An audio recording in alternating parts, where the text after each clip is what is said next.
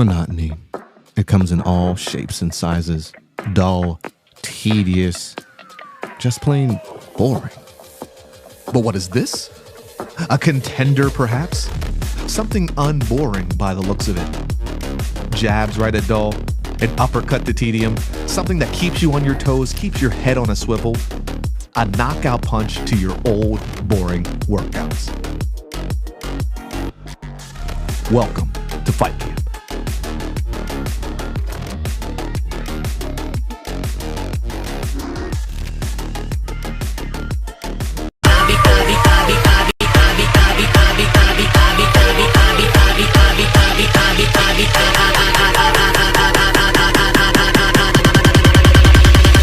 On another level. What's going on? I am 2014 Hall of Famer Lita, and you are watching Turnbuckles and Spilt Liquor.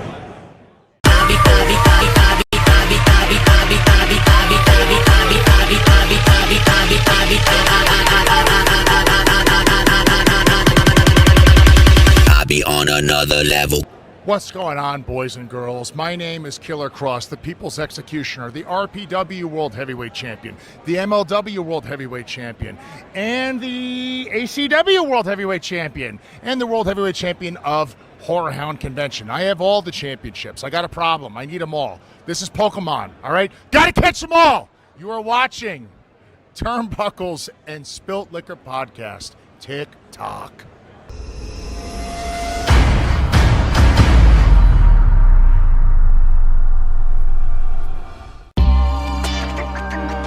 Notorious, we notorious, yeah we notorious, yeah we some warriors, out here feeling glorious, yeah we notorious. Try me, and I'll probably end up laughing cause I never back down. I'm that chick with a clean ass whip, I don't need that shit cause I got my own now.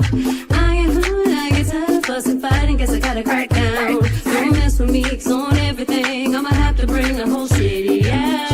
And I'll probably end up laughing cause I never back down. I'm that chick with a clean ass whip, I don't need that shit cause I got my own now. I get hard, I get tired of fussing, fighting, guess I gotta crack down. Don't mess with me, cause on everything I'ma have to bring the whole city out.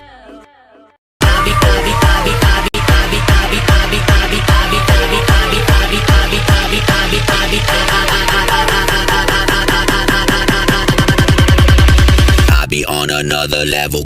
Hello, it's the hardcore legend Mick Foley, and you are tuned into Turnbuckles and Spilled Liquor Podcast. Yes, sir. Yes, sir. Thank you, guys. Thank you.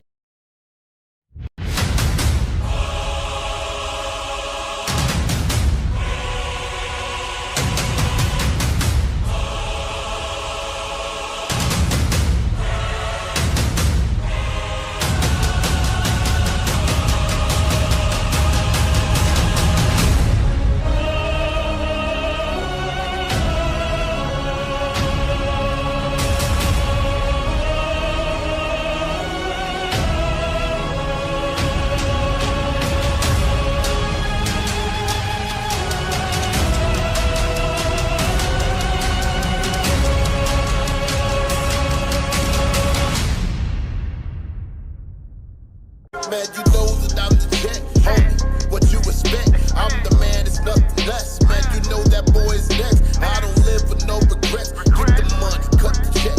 Got the muscle, bet the flex. Got my move on overstep, now who the best? I got the money in the cash. Get the jet on overlast. You know overcast, I'm fly. Available, money so relatable. Get it in the day or two. Let me just explain to you. Fly than the rest of them. Jetting standing next to them. The future cut the check for them. Steady calls a rep for them. Fly than the rest of them. Jetting standing next to them. The future cut the check for them. Steady calls a rep for them. Taking off the jet. The vision is coming for next check. Taking off the jet. You headed to talk from the Maybach music. Can anybody out there hear me? Hear me?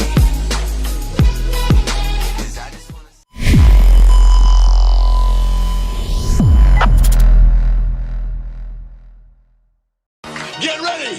Woo! We are on tour and we're doing it better than anybody else alive. Now It's so hard for me to sit back here in this studio looking at a guy out here hollering my name when last year I spent more money on Spilt liquor. Yeah, every bar's holy, straight divinity. Great stability with ancient wizardry. God goes writing on the page after I prayed, he visits me. My frame is spiritually plateauing when angels lifted me.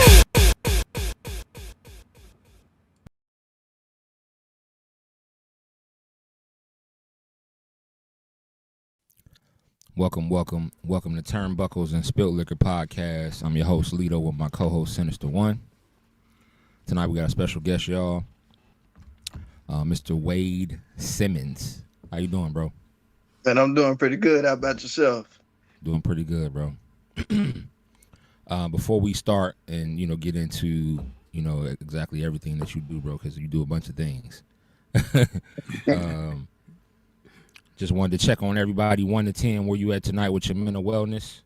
Sinister, you can start off first. I'm a little tired. I'm about an 8, but it's mainly because I'm tired. We got some snow this morning, and I'm tired of snow up here in New England. So I'm an 8. I was almost a 7. I was almost a 7 because of the snow, but it didn't accumulate to nothing, so I'm good. Well, 8's good. And what about you? I would say I'm probably about an 8.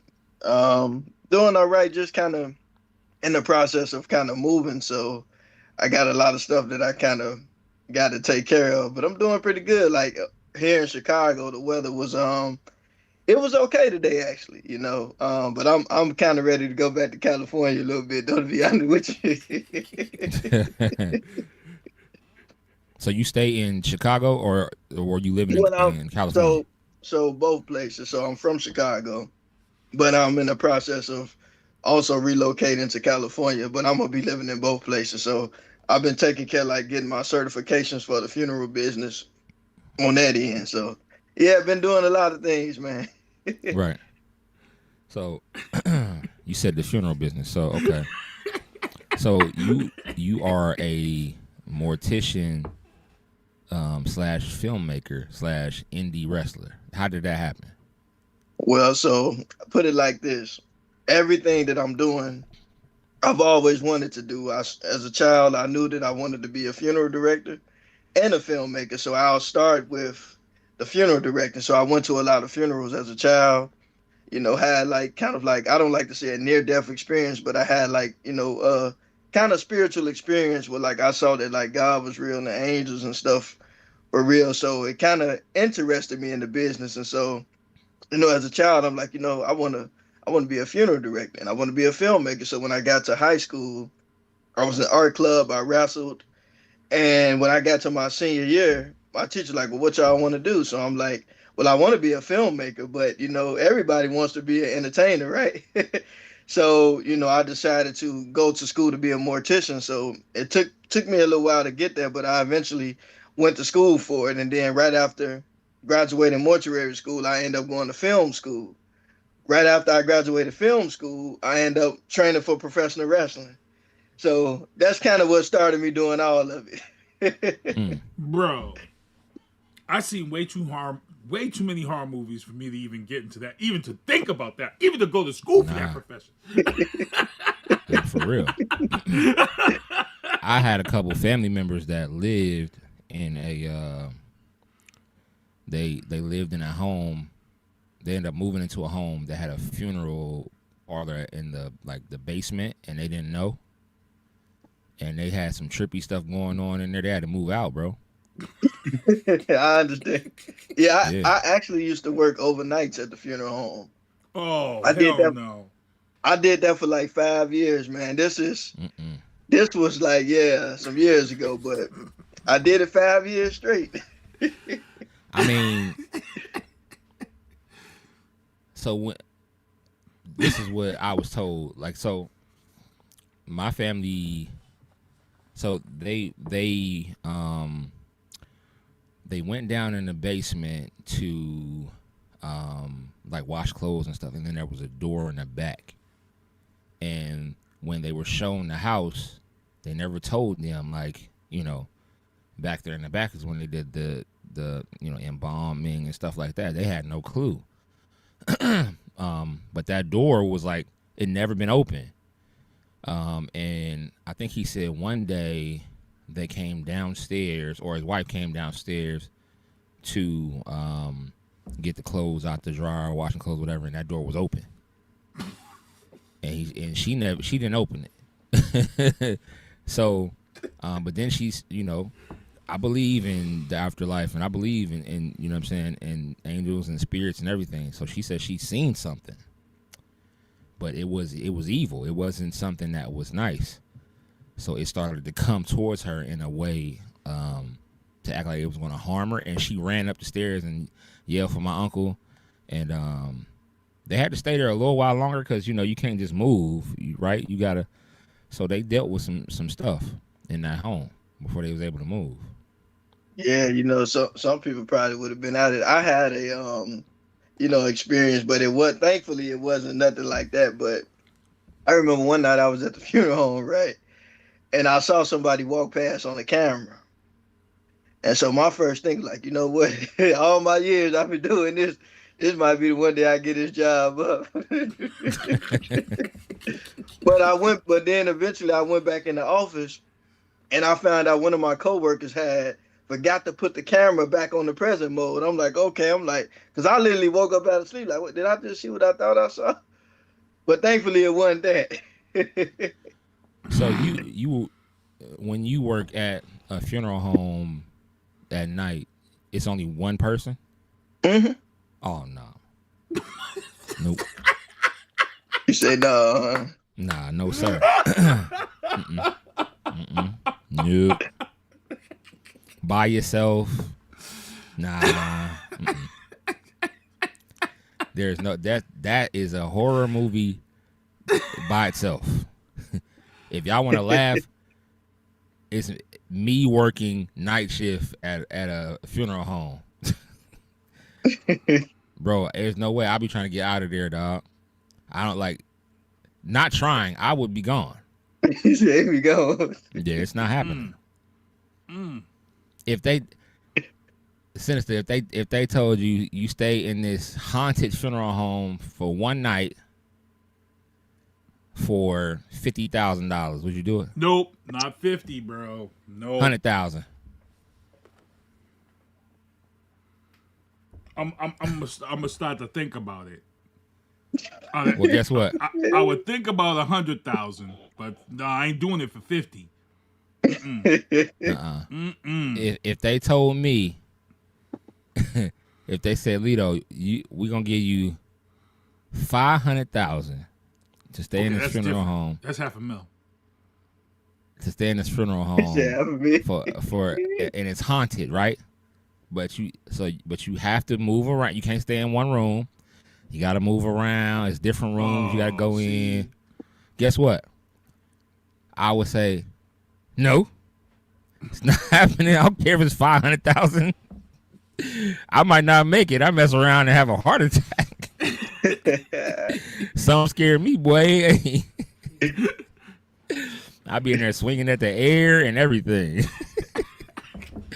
The only way I'd be able to do something like that is if I can dress up as a Michael Myers or something. Because if something sees you and it don't know, you know what I'm saying? You never know. It might be like, oh, I'm not messing with him. But if he just see us in there, regular people, nah, it's not happening, bro.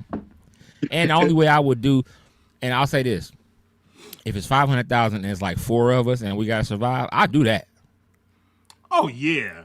Yeah. Yeah. Because we be good. I'm just gonna. But be if it's real, just you by yourself, I'm just gonna be real. If there's 4 of us, somebody might end up a sacrificial lamb because it's all about. I'm like Maya. It's all about me in a horror movie. Hey, listen, I've seen way too many horror movies to not know what to do in a situation like that. You don't go in the basement. That's the first place you stay out of. Yeah. If you are in a funeral home, you kind of want to stay in the like the church area where the casket and stuff is. You want to stay in there. Yeah. You know what I'm saying? Yeah, because You that's don't where the wanna holy go- water and crucifixes. Yeah, it's a bunch of stuff in there that could protect you from evil in that room. So that's where I would be staying. Okay, and yeah, so I don't know how you do that, bro, or how you did it for 5 years. Yeah, man. I did it 5 years straight, man. But eventually, I ended up, kind of going through like this thing where like I had developed like this vocal disorder. It was called spasmodic dysphonia. A lot of people don't know what that is. And I was working a lot. And so what ended up happening was I kind of took a step away from, doing the funeral service full time and kind of stepped away, kind of started traveling a little bit and then got myself together, went back to it. So like I just learned like in life, period, whatever you do, just create a balance for yourself, which that's why I like that you did the mental health check before you start out. I think that's a phenomenal thing, my brother. For sure. Well, I run a black men's mental wellness group every Thursday night. So that's what we do. We check on each other and we talk about different topics. You know what I'm saying? And the whole nine. So yeah, that's mental health is very important. It is. People don't preach that, but I lost one of my best friends to suicide. So very important to me. You know what I'm saying? Yeah. Checking on people because there's a lot of people who just go through life without necessarily being honest about what's going on in between your ears. True. You know what I'm saying? That's true. Yeah. And being in that business, you see a lot of that, unfortunately, even in like a lot of young people. And that's like you said, it's very important to check in with people and just see how they're doing, because it's the world is full of a lot of noise, and not everything is so kind and courteous, and so we have to just all protect each other. Nah, that's facts. So I'm guessing the film, you being a mortician actually helped the filmmaking. Yeah, to some degree. It does. You know why? Because to be honest with you, because all of it is storytelling, right? Like when you think about somebody's life, you're sitting through their funeral, right? Mm-hmm. And you're hearing people get up, talk about this person. It's as if you're kind of reliving the moments, It's like life has the beginning, the middle, and the end. And so I think like doing that kind of work, it actually sharpens you as a storyteller because you meet so many different people, and man, I'm telling you, man, I've met so many people, and like, being there really does really inspire you to just write, and just, find different people to tell their story. Like really, I'm moving more in the direction of doing documentaries. Like to your question about the pro wrestling, how I got into it was because I actually wanted to make a documentary about pro wrestling. Okay. And when I reached out to Steve Boz, we talked about me wrestling in high school. And so instead of him letting me make the documentary, he asked me when you're going to start training. So I'm like, look, we'll start next week. So me and my boy Jalen from high school, we just both started training, man. And we just kind of went for the ride. That's crazy. So how long have you been training pro wrestling? So I trained fully for 2 years. I'm still affiliated with the industry, but right now I've been focusing more on making a documentary, actually. Mm-hmm. So we're in the process of finishing it up. Like I think this month we're gonna film some more at the next show. But I love it, man. I'm thinking about once I kind of get some things taken care of, I definitely think I'm gonna probably get back into it a little more. More so as a hobby. But I love it, man. I met a lot of people, man. It's really cool, like just getting a chance to see the next group of, up and coming wrestlers and stuff. And to be honest with you, I didn't even know like it was really as big as it is in Chicago. Cause like, we was used to watching WWE, when I was a kid, WCW and TNA and stuff like that. But like right here in my own backyard, we have all these different promotions up here. And so like when Boz offered to train us, we just started meeting, different people, former WWE wrestlers, people in TNA, people in AEW.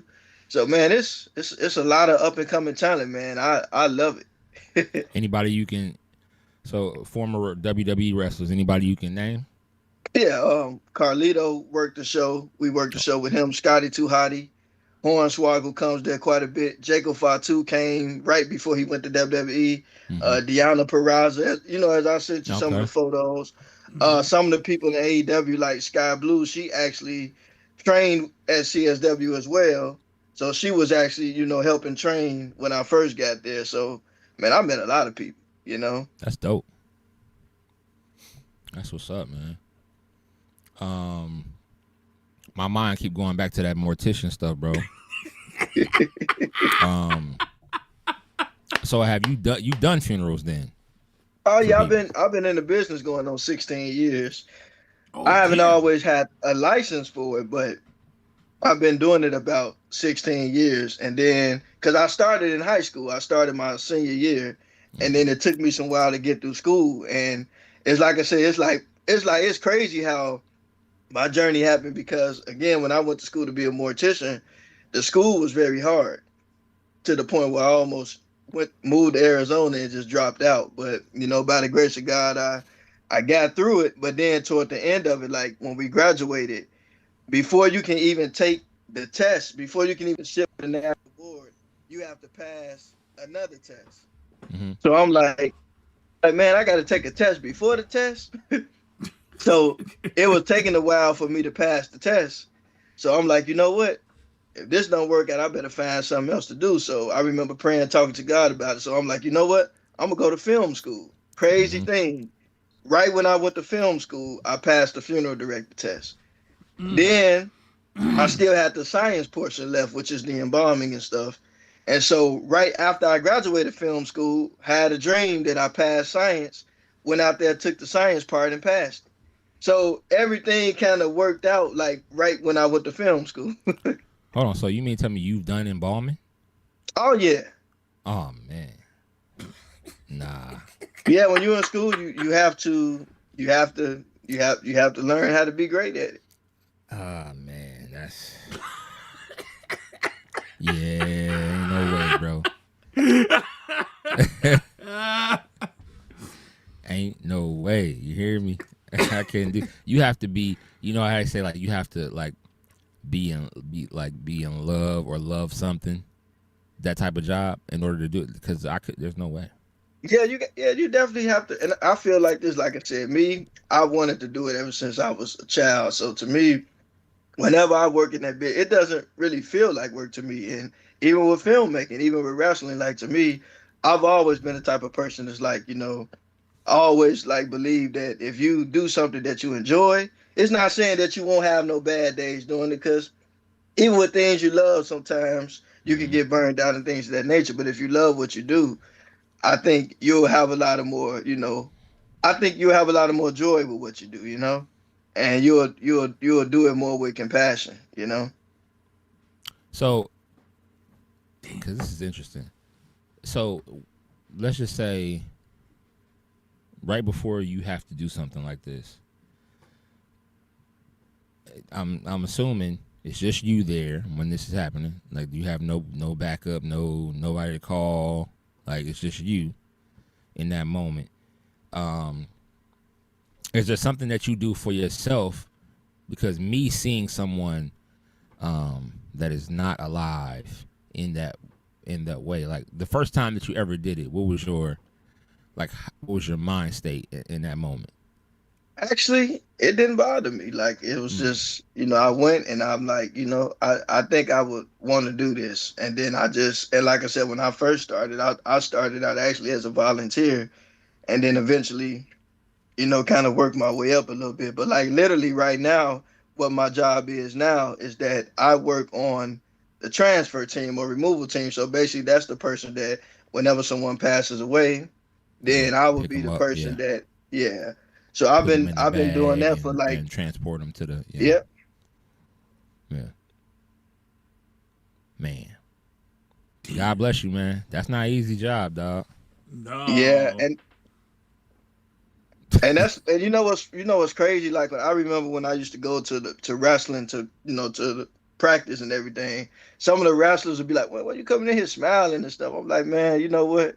I know we're wrestling and I know we doing this thing, but the truth is, you got to be alive to do it. So I'm always happy to be alive. You know what I'm saying? So I think that you got to have joy in whatever you do. Like, joy to me is always the most important thing. If the joy ain't there, then you got a problem.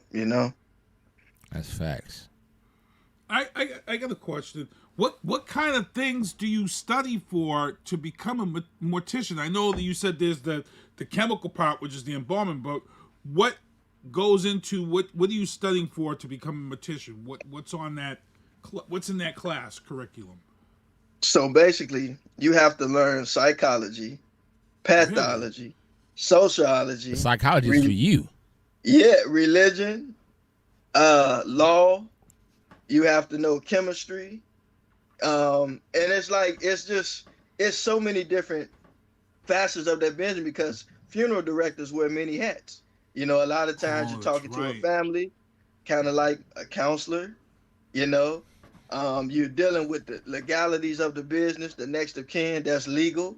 You're dealing with people with different religious beliefs, so you need to know because I didn't even think of that. You have to know your religion so you don't mess up and embarrass or disrespect somebody's religion because you got all these different people for different religions coming in, so you got to really make sure and know who's a Hindu, who's Jewish, who's this, because everybody's funerals are different depending on what their religion is, and you don't want to crap on their. Oh yeah, I didn't even think of all that.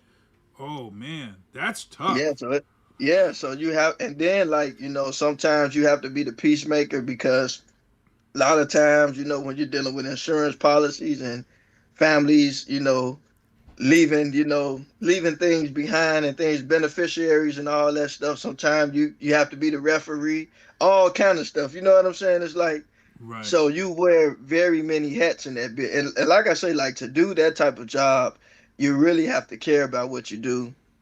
You really have to be passionate about it because like I said,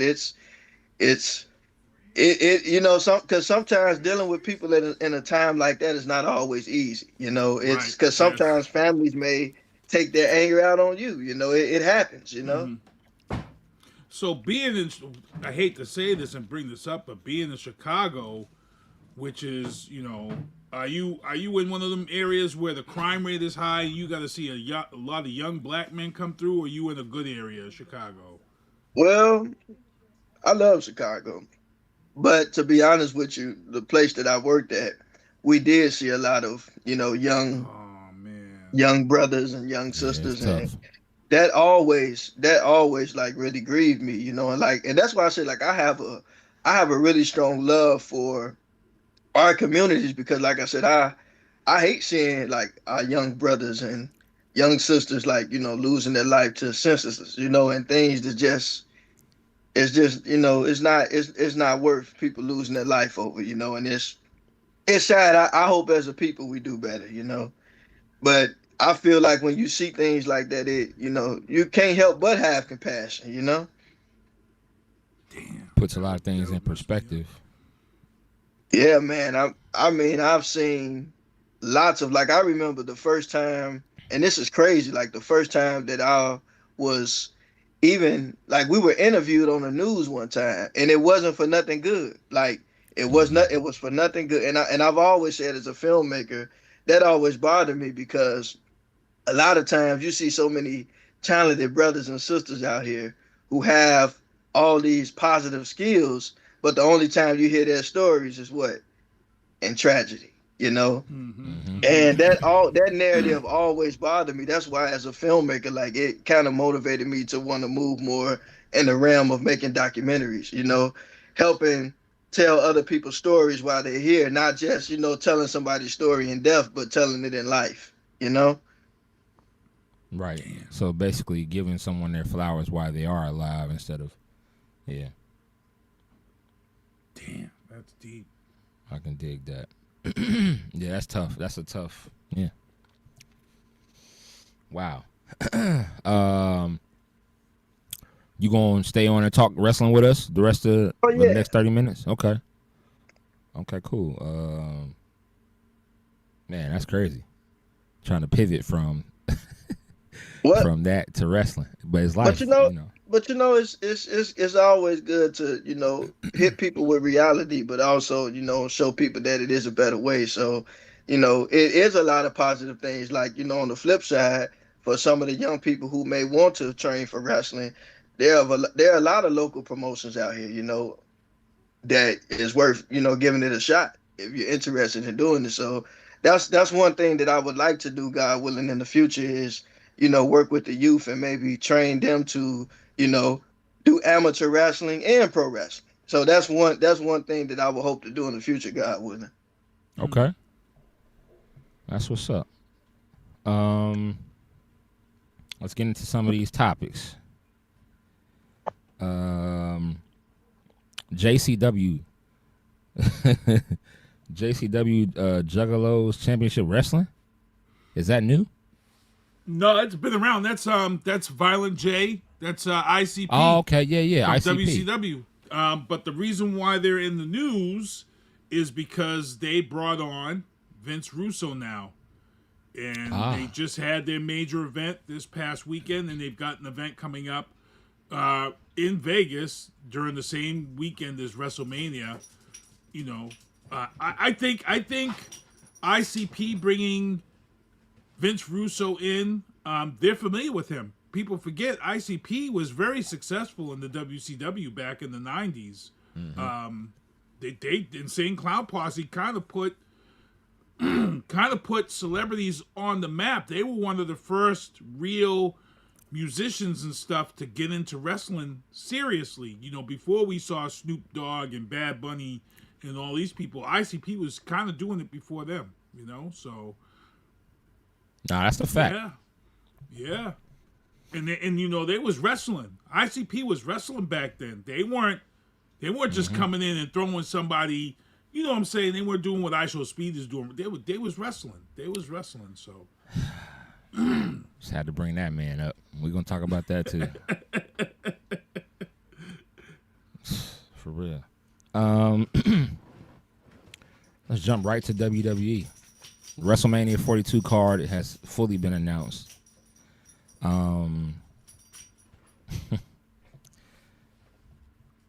You want to talk about the card first, or you want to talk about Raw and SmackDown, NXT?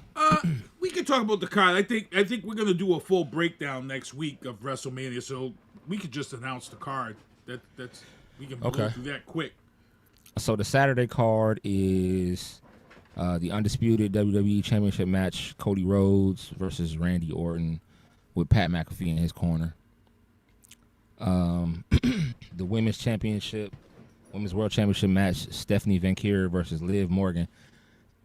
And last night when we were she watching, got hurt for real, bro. I heard. Didn't you hear the heads clash? Yeah, WWE's getting a lot of fucking shit over it because they might have to go into concussion protocol, and if she has to go in, and she fails, they both got hematomas on their foreheads. Yeah, if Liv don't pass, she can't wrestle. That's gonna mess up all of WrestleMania for her. They'll take care of her though. They're not gonna. So I think she'll pass, but she's got 2 weeks. She's got 2 weeks. So Stephanie, when she came, I don't think she realized how close their heads were. Yeah, I don't. And then she bashed her off the TV to add insult to injury. So yeah, look. Yeah, you got to work. I mean, it's wrestling, but you got to be as safe as possible because it's still a sport. Yeah, fact. When me and my wife was watching it, right, and when I said I heard the clashing of their skulls together, I said, "Babe, she's hurt for real, both of them." She said, "Nah, I rewound. I went back."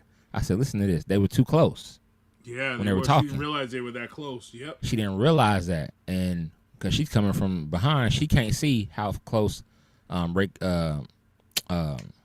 Roxanne is. Was, yeah. Yeah, she can't see how close she is. So Roxanne had her hand up like this, talking, and the next thing you know, boom, forehead to forehead. Roxanne hit that ground, and she did not, she moved over to the side. That's how I knew she was hurt. Like, she didn't even try to get up at all. And then Liv gets thrown into the TV. I was like, yo, that was crazy. Yeah, look, man, it happens. I feel like, so for me, why I'm angry at this, and in wrestling, we all know, what goes on in wrestling, but we've seen way too many injuries happen when they do these backstage promo shoots. If you guys remember, we saw Rhea Ripley get busted open and get her arm broke. Rhea Ripley was injured twice in two backstage. Shoulder. Yep, we saw her shoulder get dislocated. We saw Liv Morgan. That's what put her out the last time when Rhea came back. Dislocated her own shoulder. I feel like, do they not practice their spots for back behind the scenes stuff like they do in the ring and in the arena floor? I don't know. I feel like it happens way too much that it shouldn't happen. You know what I'm saying? We've seen it. We've seen this so many times. Drew McIntyre got glass in his eye. That time with the windshield thing. Yeah. So when they did the windshield thing this time with Drew McIntyre, it looked phony as hell because the windshield, you could tell, was made to, you know what I'm saying? So I get it, but I just feel like these backstage promos, I think they need, whoever's job it is to produce those segments, they need to do a better job so this doesn't happen. Yeah, I agree. Seth Rollins versus Gunther. And we got the Women's Intercontinental Championship match, AJ Lee versus Becky Lynch. We got the Women's Tag Team Championship Fatal 4-Way match, Nia Jax / Legend versus Charlotte versus Alexa Bliss versus Bayley and Lyra, and then versus the Bella Twins. Then we got two matches that are featured on the first hour of ESPN, which now they're kind of taking that. Remember, they did that before previously, and then they kind of stopped. But now you see AEW was doing that the hour before, so now they're doing this. It's getting super viral. Come on, man. Come on, man. Like WWE, like come on. Like, so now it's like, okay, you're gonna put the unsanctioned match there. Which that's really that was weird to me. That was weird to me. You're gonna put that's super weird. What they're doing is not a lot of people that probably even. Well, I don't know. I was thinking if you put the sanctioned match there, it's gonna make you they're thinking that those two matches are gonna make you want to watch.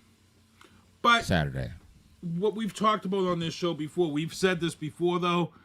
Sometimes with the WrestleManias and the SummerSlams, if that first match cooks out the gate, it sets the tone for the rest of the night and lets everybody know, yo, holy shit, they came with it. So if Jacob Fatu and Drew kill it and set the tone for the night, everybody else has to follow that tone. Oh, I have no doubt that Jacob Fatu and Drew McIntyre are definitely gonna deliver. I think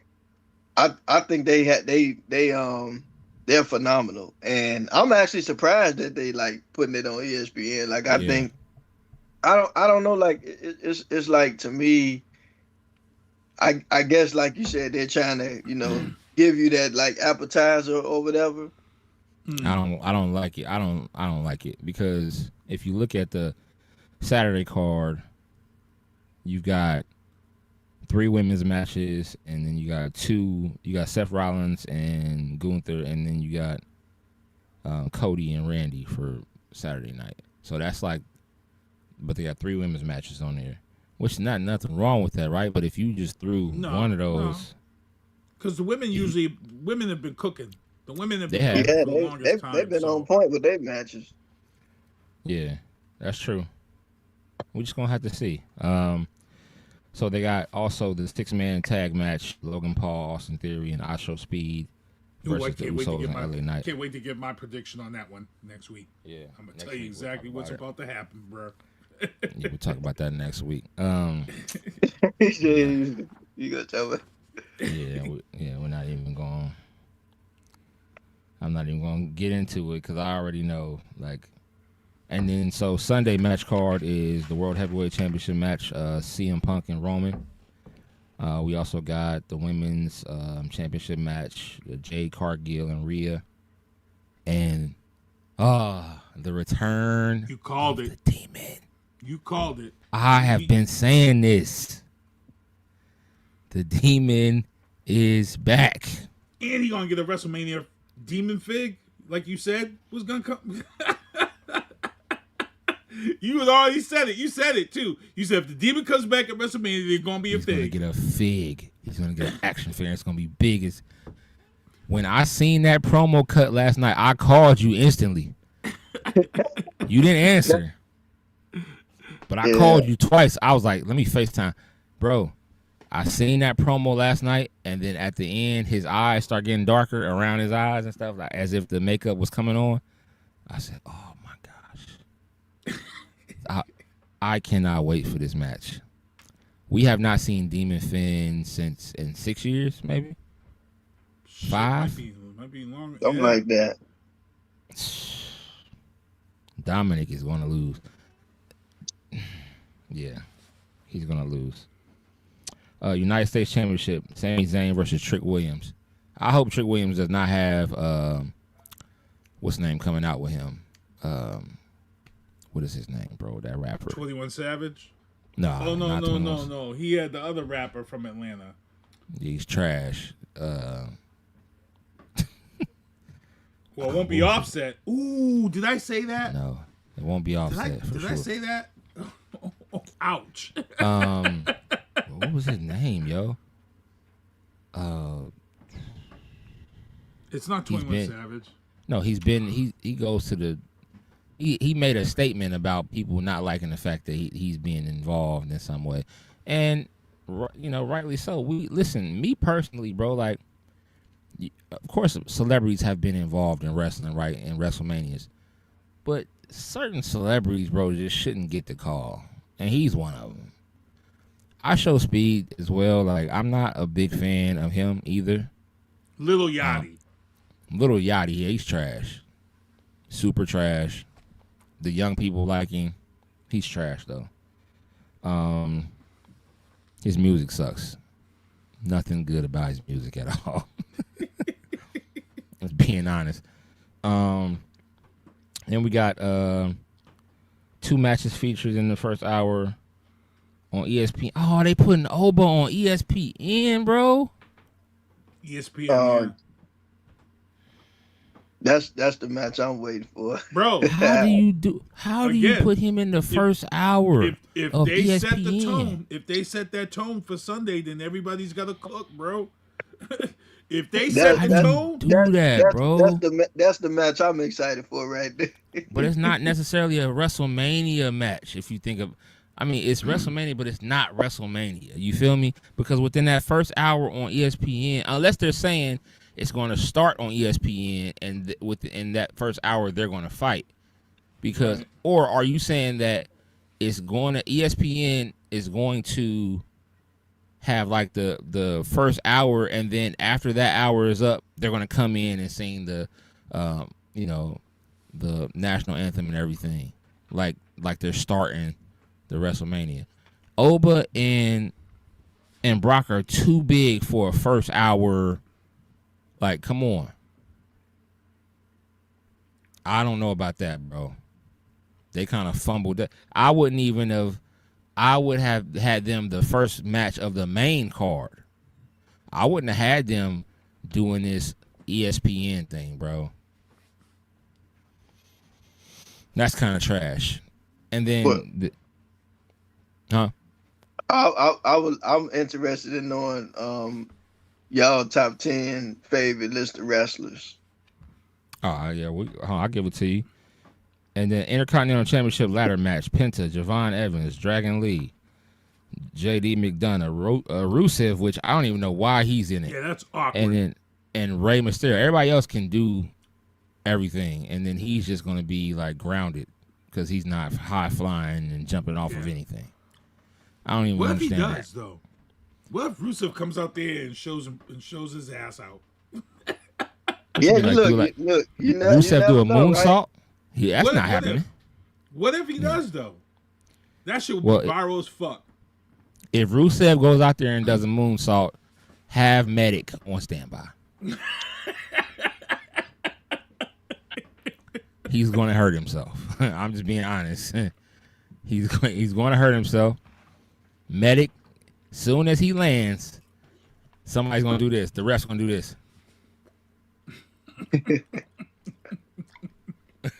Because that dude's he's not big. I mean, he's not small. He's a big guy. We've seen. You remember when Sid Vicious jumped off the top rope and tried to do a double axe handle and that leg broke? Remember that? Oh yeah. Or when who's the other guy that did that? Abdullah the Butcher. Remember he jumped off the top? I mean, we saw Bronson Reed do it twice.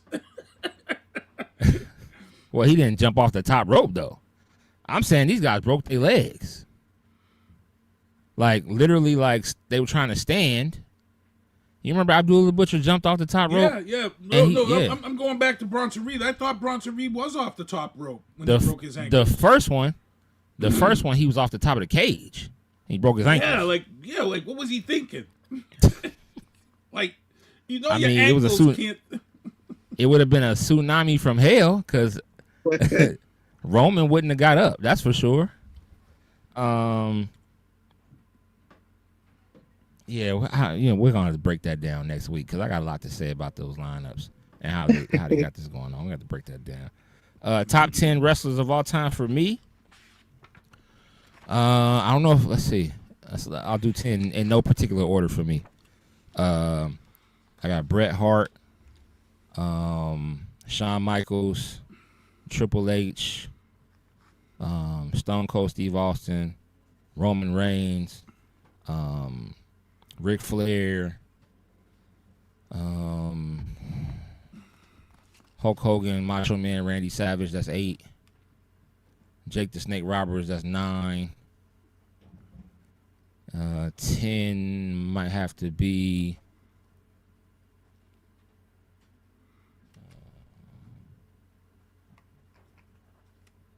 I'm looking on my wall.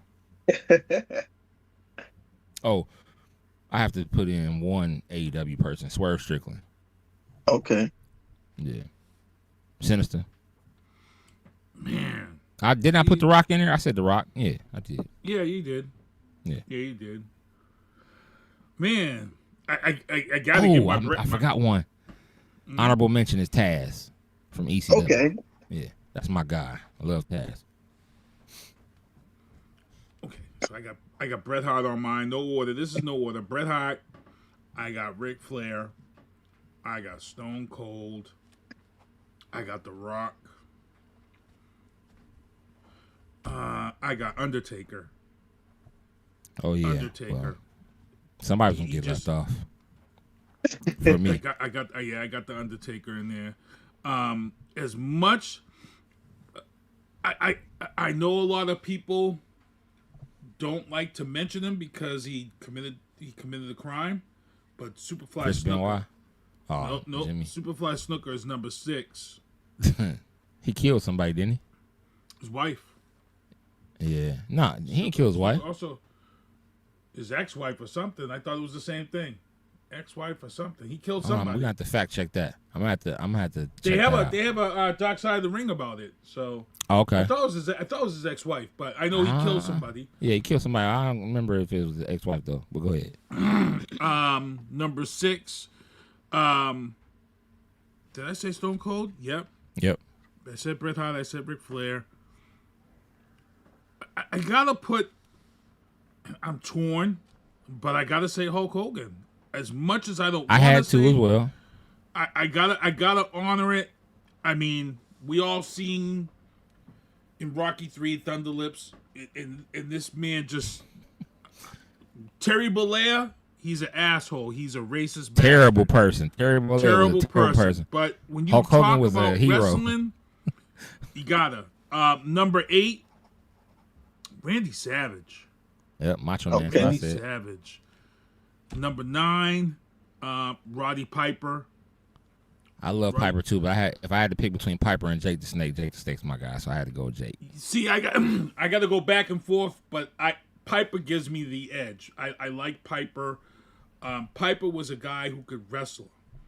And then if I had to pick my 10th guy, My 10th guy is gonna be this guy. That's gonna be. He's coming way out of left field for me. People are gonna be like, "What are you talking about?" Salute your tribal chief. Don't forget him. It's not Roman Reigns. It's not gonna be Roman Reigns.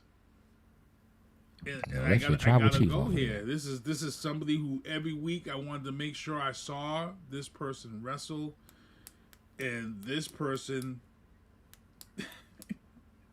Mr. Perfect. Nope. D. Malenko.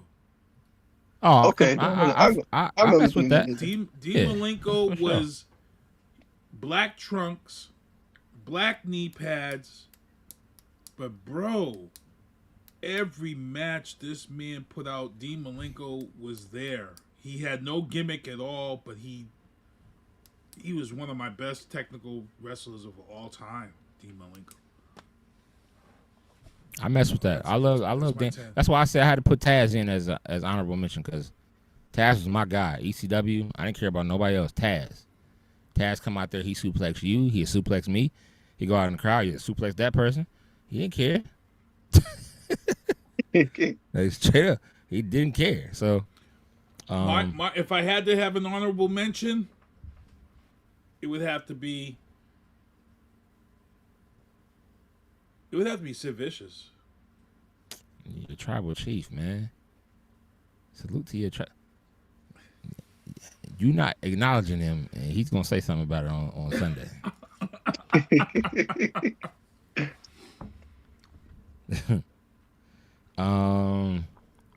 Let's go through these matches for NXT Stand and Deliver, which I did watch. Woo! What a pay-per-view that was. Well, it was on YouTube though. Lola Vice defeated JC Jane and Kendall Gray in a triple threat match, and she finally got her belt. I loved it. Lola Vice is a champion. You know what the worst part of Stand and Deliver was on NXT though? What? Jada Parker in that bodysuit, bro. Oh yeah, she's one of my favorites on NXT. See, I'm weird. Bro. See, I'm weird. I like Zarya. I'm weird. Zarya is like my alternate Rhea Ripley. Yeah, so I'm there with you. I'm there with you on that one. I don't like the fact that she lost. Jada Parker had no business wearing that bodysuit. I'm like, yo, bro, why they tell her to put that on there, bro? Don't like the fact that Zarya lost to Sol Ruka. Don't like that. I saw that coming. Soul is over, like bro. She's over, but she should have lost. Let's just be honest. Based on the storyline, she took a L.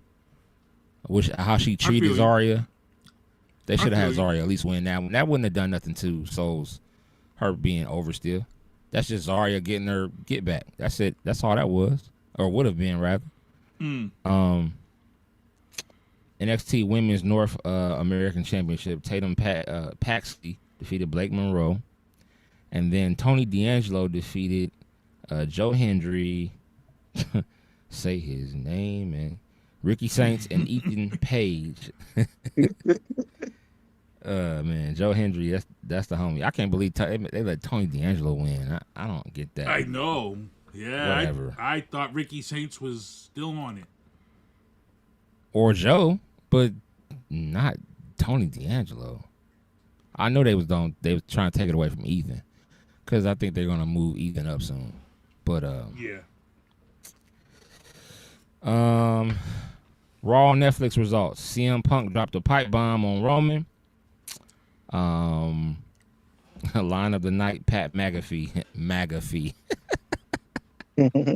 McAfee. I hate to say it, but CM Punk cooked a lot of people in that pipe bomb, bro. This is what he does. I wasn't shocked by it, because he had to come back with do something. Roman wasn't there either, so that was even better for him. If you understand everything that has happened, this is CM Punk's actual, if you think about it, his actual main event WrestleMania by himself as the champion. Right. This is what he's always wanted. And who better to help him sell that match than Roman? They're making this as big as they can possibly make it because Punk, this is what Punk has been trying since he's been in WWE. He's never main evented. Now he main evented with Roman and Seth, but he's never main evented as a champion, and also this match it means so much now. Everything that's been going on is big. So this is going to be a heck of a match. He's going to lose, but he still wins in this because of this is going to take him to another stratosphere. I heard that he's damn near ready to retire because he wants to teach wrestling. He wants to be one of them people in the down in the in Florida. Yeah. So he wants to kind of be one of those guys. He's not going to wrestle much longer. He wants to step away and do, because all of the young talents coming up, he wants to be part of helping. So I like that. I think I want to give a shout out to all the pro wrestlers that's out here still teaching and just helping the next generation, go forward in their careers. I think that's a phenomenal thing. Like you gotta give Funaki a shout out too, because he does as well. Finley, Jamie Noble, these guys. Oh, Jamie Noble. Okay. I didn't know Jamie Noble was still around doing their thing. Okay. Yeah, these guys are still around doing that. Yeah, Jamie Noble, I believe he's still with WWE. Okay. I think doing like behind the scenes stuff, but it's I know Finley is. Finley actually like, has an action figure coming out next month, and we haven't seen a Finley action figure in. It's been a long time. Yeah, we've Finley only had one. Yep. Finley actually was one of my favorite wrestlers coming up. So man, it's nice to see him still around. Mm-hmm. Let's see. Austin Theory defeated LA Knight. We just talked about Adam Pearce revealing that I Show Speed being WrestleMania match. Finn Balor versus JD McDonough. No match. Finn Balor got jumped, and that's what made that. He said, "Oh, that's what brought the demon back." I was so glad when they beat him up. I said, "Oh, yep." And then he cut that promo, and he said, You're making me go back to someone that I didn't want to bring back. Someone that you don't even know about." I said, "Uh-oh. We're getting the demon." I'm so excited. I'm probably going to have a Demon Finn Balor shirt that day for WrestleMania. I'm going to make it myself. Unless WWE comes out with one. But I haven't seen one. I looked on WWE Shop, and there's no Demon Finn Balor one. I'm going to make it. Well, they want that money. They're going to come with it. They're going to come with it. They better hurry up. If they want me to order it. I need it before the fight. Like, I need it. You know what I'm saying? So, Becky Lynch interrupted AJ Lee's interview with Michael Cole. So happy Bayley won. Finally, my wife was like, "Ain't that girl with the mental health that you like?" That's what my wife said. I said, "Yes, I do like Bayley. But you my wife, baby. Yes." She don't mean nothing to me. Seth Rollins vowed to stomp Gunther at WrestleMania. Let me say one thing, Keith. I'm just being honest. So Wade, I hate the sleeper hold. I'm just gonna say that. Okay? The days of the sleeper hold have been long gone, and Gunther has brought it back. Okay, cool. He put everybody to sleep with it, and it pisses me off because it's like, come on, y'all. The thing with John Cena, that John Cena thing messed it, ruined. Yeah, nah, John Cena did like this. That's what John Cena did. It pissed me off, but I believe that John Cena, since he's going to be there, he's going to get involved in this match somehow since he's hosting. Something is telling me he's either going to come down to the ring, do something funny. or something, and Seth Rollins is gonna stomp him and beat him, which is what I'm hoping. But also remember, now, Paul Heyman owes Gunther a favor. All these favors. So, never know what it's going to be. Gunther or Penta, Javon Evans, and Dragon Lee defeated Los Americanos. Rey Mysterio decided he was going to be in. We love that. Rhea Ripley and Io Sky defeated Mitchin and B-Fab. The ugly split is coming. What do you mean? I've noticed something. They're playing up this friendship, this bestie thing between Rhea and Io. But I noticed some things. I noticed Rhea's music always comes on mad quick, cuts Io's music off mad quick. And this has been going on for a minute. And even though we're seeing Io talk to Kairi Sane and Asuka, and she's telling, I feel like it's the other way around, and I think it's coming. I think it's coming. And after they cut that promo last night, why isn't Asuka versus Io in WrestleMania? They cut that promo. Don't know. That makes no sense. We might have to figure out what's going on with that. And then, I mean, we still got one more week before WrestleMania, so we could. So maybe they'll get added. Maybe.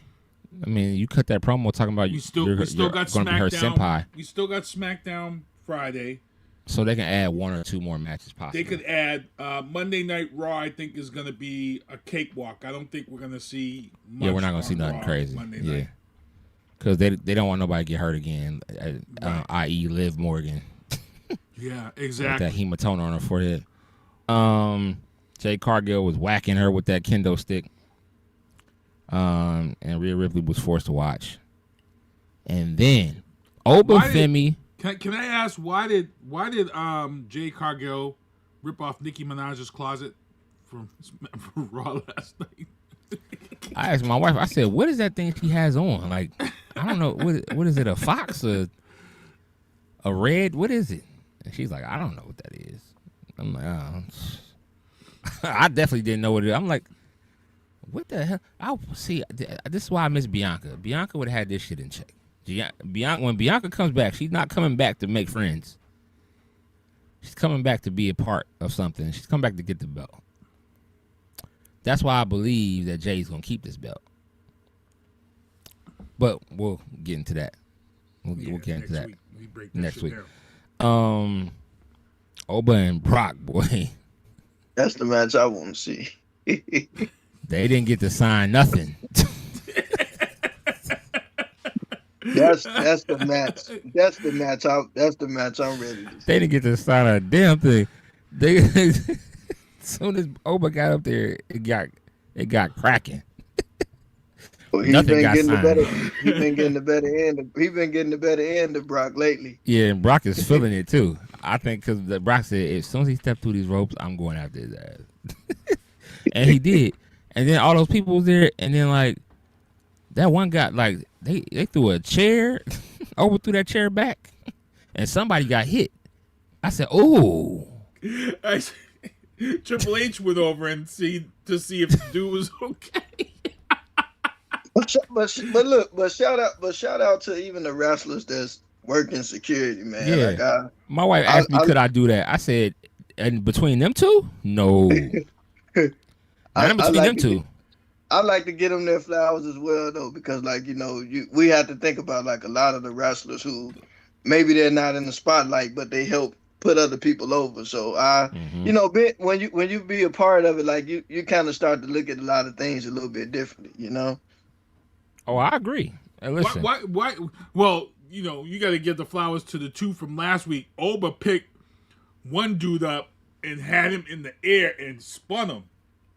And then the other poor dude, Brock picked him up. Did the F5 and he did an F5 and dude bounced off the. I said, oh. Yo, man, like that, that's gonna be a hell of a fight. That's why I said I'm not understanding why they're putting them on this first hour thing, because usually when they do the first hour thing, they come in with the main card, and Oba and Brock are definitely main card guys. So I don't like the way that, I don't know, maybe it's not worded correctly. Maybe they're just saying that they're going to show the first hour of the actual show on ESPN, and then everybody else has to tune in to ESPN Plus. I think that's what they're saying. I don't think that they're splitting up the matches. They're just splitting up. They're just offering some free for people, and then you guys get these 2 matches, and then the rest you gotta buy the pay-per-view or the app. The ESPN. regular, it's on ESPN. Plus. It's on regular ESPN WrestleMania. ESPN Plus. Pay that. Yeah, it no, is. it's saying regular ESPN. I thought. Hold on, I gotta check that because I think because it says the 2 featured matches. One match a year, and the featured matches are on ESPN2. Yeah, the 2's missing from that. The first hour matches are on ESPN2 both nights. Mm-hmm.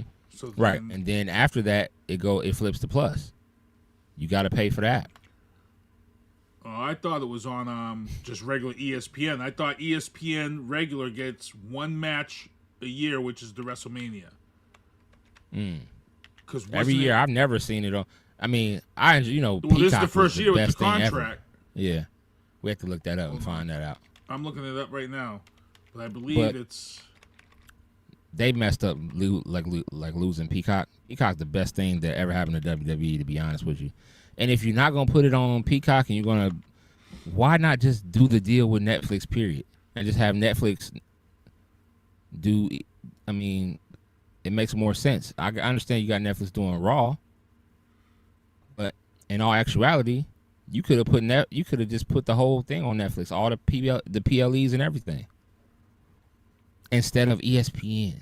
Yeah, but that's regular all. ESPN is WrestleMania. Oh, really? Yeah, it's for everybody. So no.